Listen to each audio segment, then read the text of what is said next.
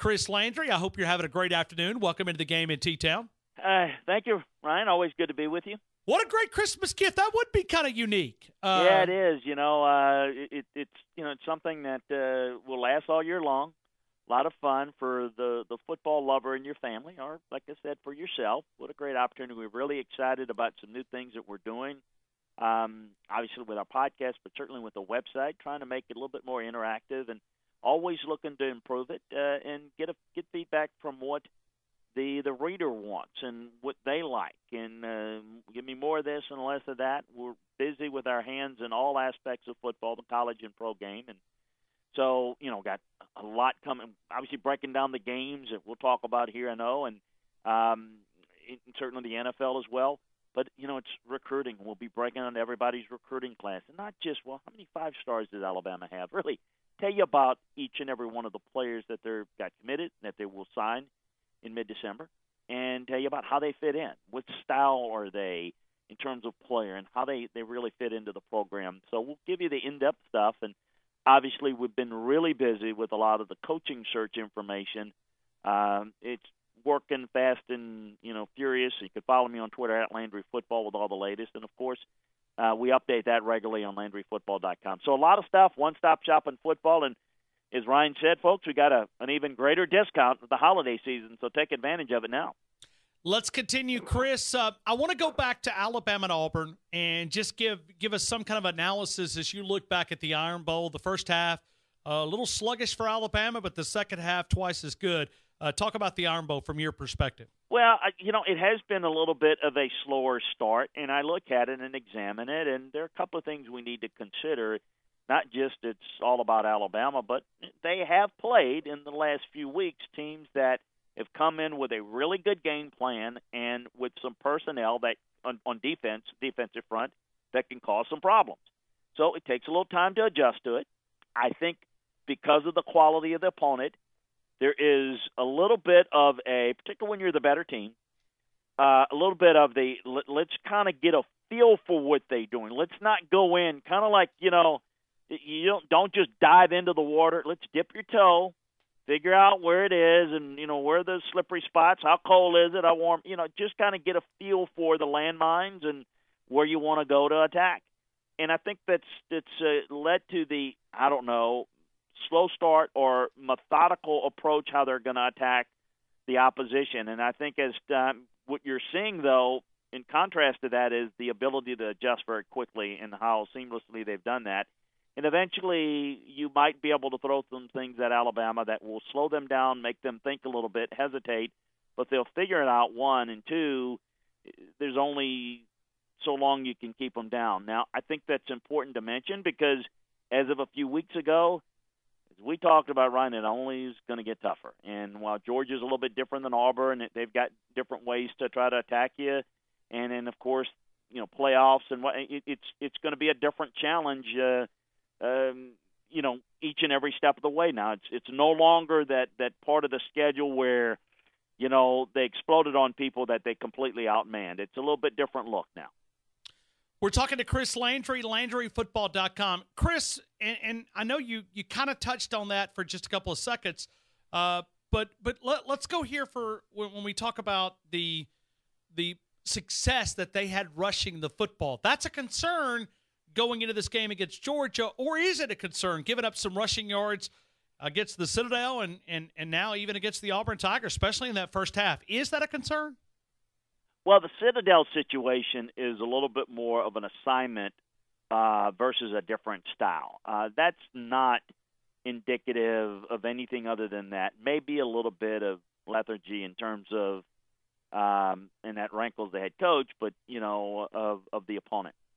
I think that some of the success that Auburn had is maybe a little bit more concerning, but I wouldn't classify it as concerning.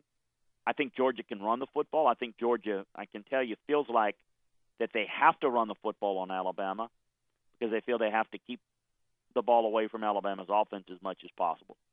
And I do think they run block very well, and I think they run it very well with good backs. I think that it's going to be a challenge, and, I wouldn't say that, quote-unquote, it's a concern. It does not mean that I expect them to not have success, but how they play it is going to be a challenge. And just because you have success doesn't mean it's easy.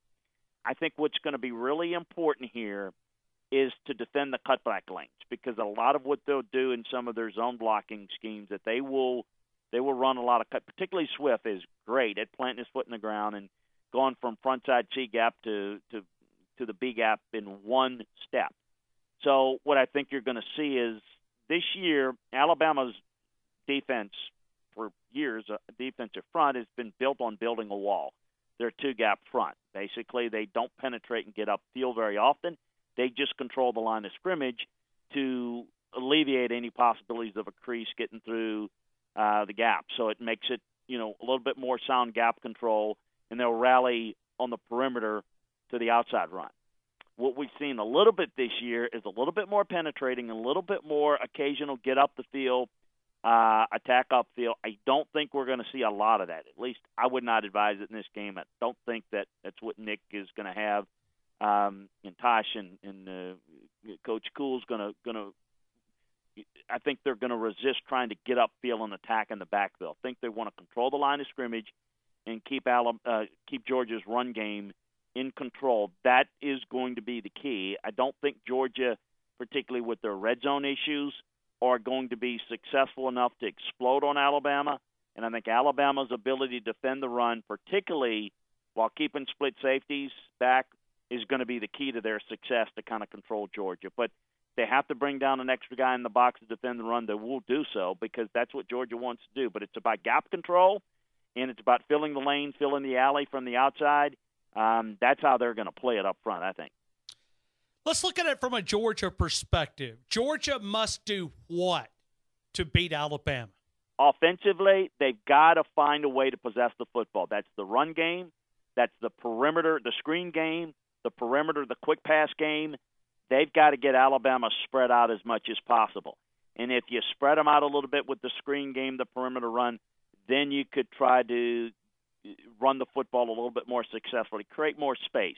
They want to try to get a safety out of the middle of the field. They want to take the split safeties that Alabama likes to play in their two-deep man under and get one of those safeties in the box, then try to throw the football on it. Georgia has to do two things. One, you got to score 7. They've got to be more effective in the red zone. They're going to have to make some big plays outside the red zone to score. They're going to have to possess the football enough to reduce Alabama's possessions by at least one per half, one possession a half.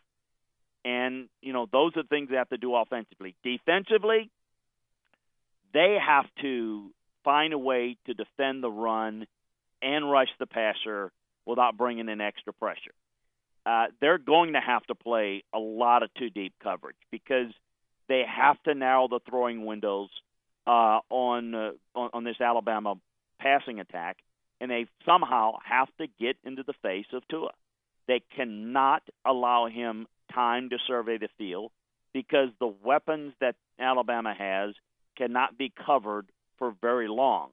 So it will be a challenge, particularly for the third and fourth corner and safety guys that's going to be covering the least of the effective weapons of the Alabama passing game. And you can pick and choose who you think that might be on a given play. It'll be Wallow or, Ruggs or, their weakest link on a given game is really, really good. So they're going to find that matchup, Tua will, if he has time. So what can Georgia do to create pressure with their base? They've not been really good up front. That's where they've not been as good as they were last year, is the base pass rush. And so they have to manufacture pressure with extra guys, and if you do that, then that's going to create some difficulties in coverage, so the pressure has to get home. So they've got to get pressure on Tua. They've got to do it effectively long enough, and that's why offensively you got to play complementary football so that your defense can stay fresh, bring that pressure so that he doesn't have time to get the ball to his second, third option. And so that's the offensive and defensive game plan. And then in special teams, they can't settle for field goals, but they certainly can set up their offense for short fields maybe force Bama into some field goal attempts that maybe they'll miss, maybe create a turnover. Georgia's had success been able to flip people over. So if they can get a couple of turnovers, force a couple of fumbles, maybe on special teams, that's the formula for Georgia to have success, take this game into the second half and make a game of it and have a chance in the second half. But, Chris, when you look back at Georgia, they're not a very good team with creating pressure. I mean, they're one of the worst teams in the SEC, and I think I was looking at statistically, and I know this doesn't really tell the story, but when you look at college football, they're around 101 in college football and putting pressure on the quarterback, sacking the quarterback. I think they've only got like 20 sacks in 12 games. No, that's what I said. I said that's the problem that they have. They're not rushing the passer like they did last year, and that's where they're going to have to bring extra blitz pressure because, again, if they don't get the pressure in the face of Tua, now a lot of it is they haven't played, that stat is true. A lot of it, though, they've had more success creating pressure with blitz pressure. Now, with that makes them vulnerable in coverage, but not against certain opponents that they played this year. Against Alabama, they cannot afford to sit back in coverage without pressure and think they can cover Alabama. That's going to be too difficult. They're going to have to be aggressive defensively, bring a lot of blitz pressure, which can then bring that pressure. So a lot of it's just not, how many sacks somebody has, but how many pressures and how do they get those pressures? Are they pressures off of 3- and 4-man pressures, 5-man pressures, blitz pressures, which is 6 or 7? Those things are really important to chart, and they are not very good with their base pressure, which is, again, why I think that they're going to have to pick and choose, of course, but they're going to have to come after Tua. They're going to have to force some third and longs, and they're going to have to come after him because they won't be able. No one can hold up against the myriad of weapons if you give Tua time to make plays. We continue the conversation here. Chris Landry, LandryFootball.com. Each Tuesday, Thursday, they post a great podcast. And then when we talk about the college podcast, that's every Wednesday. Drop there, LandryFootball.com. Now let's go to the University of Alabama. And when you look at it from their perspective, what does Alabama need to do? And I know it's almost reverse of what you just said when you talk about it, but you kind of look at it from an Alabama perspective. It seems like there's a lot of ways that Alabama can win this game, but what's the way that you see? Well, I mean, let's start on the offensive side. I mean, Alabama is so balanced, so good. I think that they've got the matchup advantage at the line of scrimmage. I think that they'll have two-way options in this game, being able to run the football well, and they certainly have some advantages, in the passing game. While I think Georgia can cover, and I think Baker's a great cover guy, I think you can find ways to throw the football on them, and I think that if you're patient, can run the football on them. So I think there's going to be good balance, obviously key reads in making good decisions against their front, trying to identify where some of the blitz pressures are going to be key. Because as I mentioned, if they're going to bring pressure, which they will, they're going to have to, you've got to find a way to pick it up. You got to get the ball out hot, which is what? You've got to make that side adjustment and the communication with the receivers to get the ball in. And when they go into that blitz, it's going to likely be man coverage behind it. So what you're going to see is so you might have a post run design. Now you'll have what we call man beaters, which is a little crossing route where you get the ball in the hands of Ruggs or Smith or Judy or other Smith or back, where you get a lot of run after catch ability. So it's going to be really important to identify where the pressure points are. And, I think they've got real advantages to be able to run the football and throw it against this Georgia defense, but they're going to be aggressive. So they've got to be wary of, again, knowing when to take chances. Defensively, this is a defense we've talked about in Alabama that's played better and better as the season has gone along. I tell everybody and try to explain it in a way, and I started at the beginning of the year, that the numbers statistically of this defense is not going to look as good as it has in the past because it's a completely different team. In the past, LSU's played to the strength of their team, which is the defense, and their offense was much more risk-averse. They ran the football. The defense was on the field less snaps. The defense had more time between series. Well, of course the defense is going to be better. Even though this defense is very talented and very capable, and we see that they can defend very well because of the mere fact that they're on the field more snaps, because the offense is scoring quicker and more. Well, every time you do that, the opponent gets the ball again, right? So you look at the number of cumulative snaps that add up, the defense is on the field more. And if it's on the field with a lesser time frame between series, your defense will get a little dead leg towards the end of games. So what's going to be pivotal here is they've got to stop the run. And that is the fundamental part of defense. And, again, really good sound with your run fits. The backers are going to be really important to flow and filter the outside run inside. And the defensive line is going to have to do a really good job of playing a good two-gap front. And when they try to penetrate, make sure that they've got the gap covered on the back end with their backers.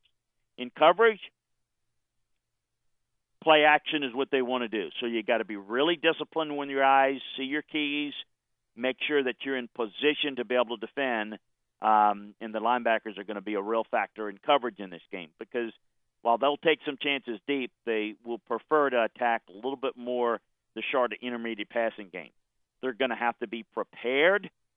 I don't know how much you'll play, but they're going to have to be prepared for Justin Fields. And when you have to play a run quarterback, you've got an extra gap responsibility. So you have to go in with the idea of how you're going to play it. You will have to overplay the run in that scenario and rely on some more man coverage when he's in the game in the passing game. So to me, I think those are the two, the keys offensively and defensively that Alabama, I think, will try to exert in this game, in which I think they've got some advantages, some significant. Who's going to win this game, Chris? Oh, I think Alabama will win it, and I think it'll be double digits winning it, pulling away in the second half. I don't know. I haven't given a whole lot of thought whether it's going to be I think the average margin of victory is like 22. I could see it getting into that 17 to 23, 24 point margin. I do. I think Alabama wins, and I think they win comfortably in the second half. But I think it'll be a game, maybe a one-possession game at halftime either way.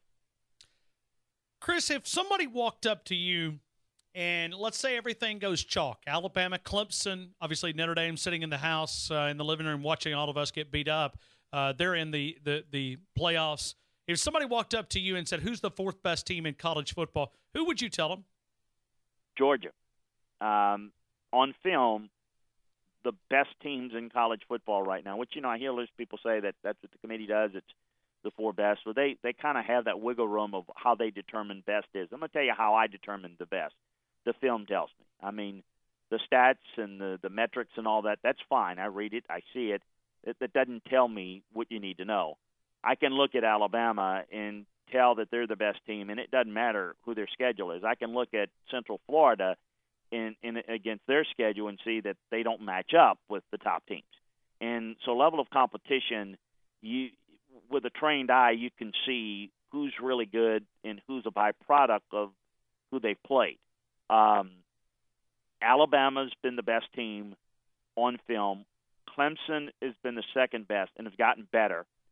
I think Georgia right now is a little bit better than Notre Dame, but for majority of the season, Notre Dame has gotten better and better. And during that spell where Georgia really had a couple of games where they kind of righted themselves after the LSU game, I had Notre Dame a little bit higher. But I think Georgia, if you're picking the four best teams on film, for me, that's the four, and it does not matter if Georgia loses this game. That's the four best teams. Now, do I think that's going to be where the committee will go? I do not. I think the committee will select a one-loss conference champion of the Big 12 or the Big 10 over Georgia. In fact, I'm sure of it. That's just politically, that's just because they can certainly justify it by saying, well, and maybe they ought to change the nomenclature of it, most deserving or however they want to put it. But to me, here's what I look at. If Georgia played Oklahoma, I think Georgia would win. If Georgia played Ohio State, I think Georgia would win. Ohio State's best game is better than Oklahoma's best game, but Ohio State hadn't played their best game but one time this year.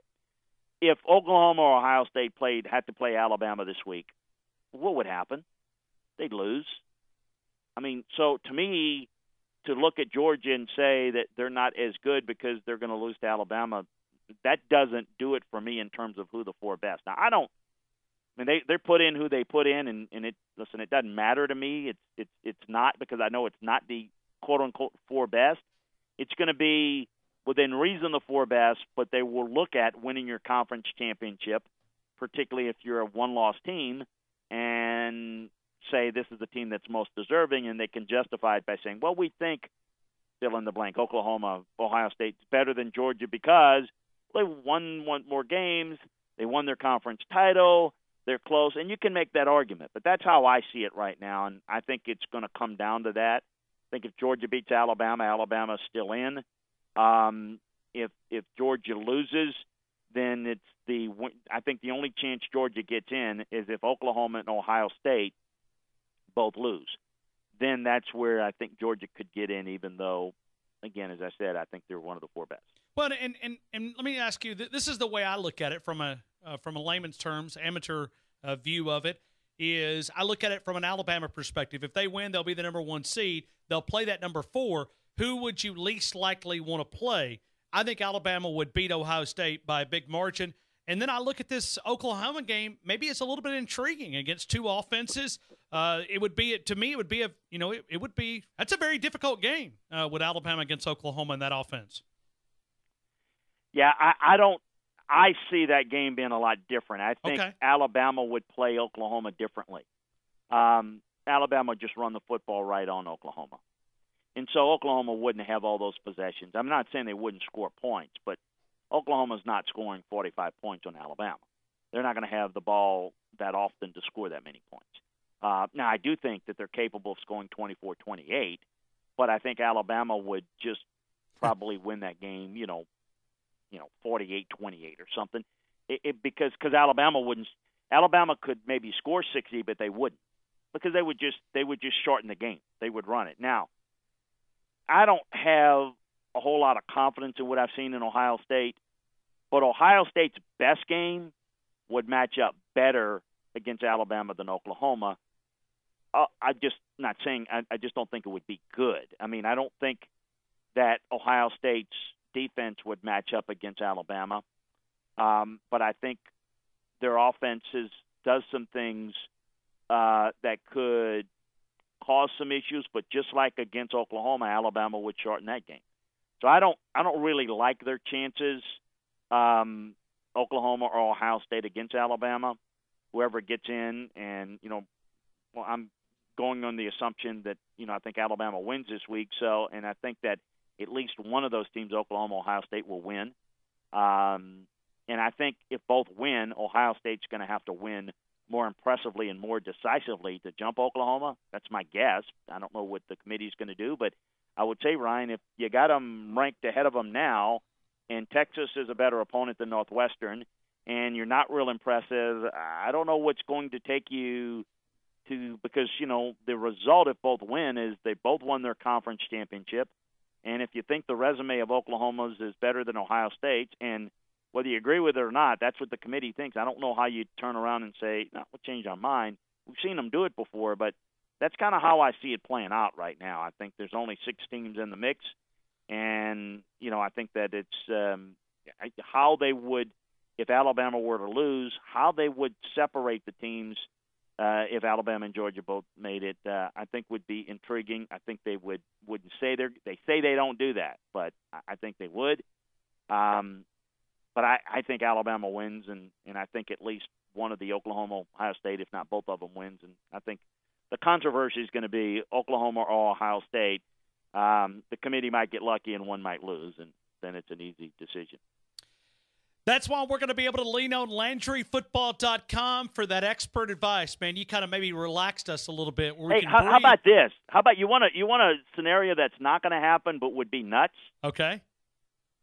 How about Georgia loses decisively? Okay. Georgia gets beat, 25, 30 points. Okay. Oklahoma loses. Ohio State loses. Central Florida, their quarterback loses to Memphis. Who's your fourth team? You go to Michigan? I don't know. I mean, you're holding your nose. I'm telling you. Here's your candidates: Michigan at 10-2, Florida 9-3, Central LSU 9-3, Washington, Pac-12 champion Washington 9-3. Anybody stop me when anybody's excited? And Texas, Big 12 champion.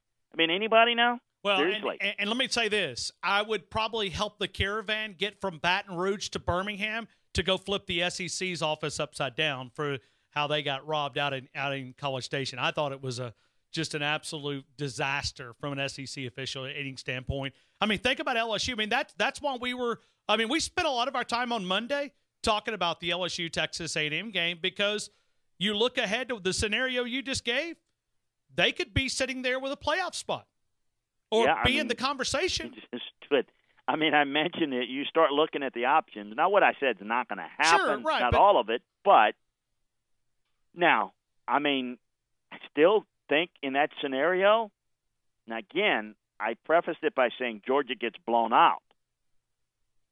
But, I mean, the two-loss Georgia, losing to Alabama, I mean, if they can keep that close, again, Georgia gets the spot if Oklahoma and Ohio State loses. I mean, I think that's pretty clear. I'm just throwing it out. It's Georgia, Michigan. I mean, really, that Washington. I mean, I'm looking. There's not an option. Texas, because Texas will be the Big 12 champion. I mean, really, no. Those are options. That's why sometimes when we talk about expansion and this and that, I mean, we may not have 4. We're going to have 4 teams, but we're not have 4 deserving teams or 4 teams that look like it. It won't work out that way, but that's why I mention it, because if I don't mention it now, it's not going to happen. But just to give you an idea, I guess, crazy things have happened. Nick Saban would say that's just throwing it up on a wall and see if it sticks. Yeah, that's right. LandryFootball.com. We're going to be leaning on your expertise as we get into this college football playoff conversation, as we talked about the holiday discount right now. LandryFootball.com. This is one of our favorite segments every single week, and it's just a little bit of an appetizer of what you get at LandryFootball.com. You go to the homepage, right on the front. You got the Georgia Championship game week, latest news, notes, and film room nuggets there as he breaks it down. Alabama championship game, latest news, notes, and film room study there. It's right on the front page, and so much more. The holiday savings right now. Get a big-time discount. Mention it that you heard it right here on the game. LandryFootball.com, and check it out, LandryFootball.com on the Twitter account. Chris, as always, thank you so much. I appreciate you. Thank you, and everybody enjoy the game. It should be a lot of fun. Absolutely. We'll recap it next week. Thank you so much.